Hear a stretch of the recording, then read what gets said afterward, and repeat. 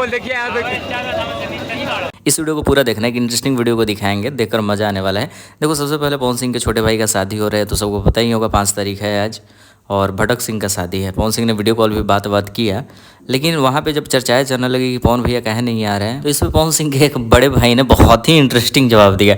सबसे पहला सवाल कि पवन सिंह कहे नहीं दिखाई दे रहे हैं, तो पवन सिंह के जो बड़े भाई हैं गुड्डू सिंह, उन्होंने कहा कि यार तुम लोग कहे पवन भैया के फेर में पड़े रहते हो, हम नहीं है, पवन सिंह जो भी है मेरे से नीचे ही है। क्या लगता है पवन भी आ सकते हैं?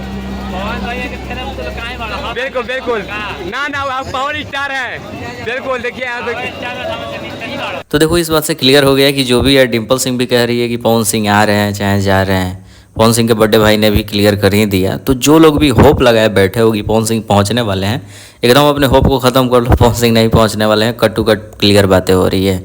दूसरे भाई का शादी है, स्टेज पे बात हो ही गया, वीडियो कॉल हो ही गया। पवन सिंह इस शादी में नहीं आ रहे हैं, बट बहुत सारे वीडियो आएगा तो इस चैनल पर देखने को मिलेगा, तो चैनल को सब्सक्राइब जरूर कर लेना।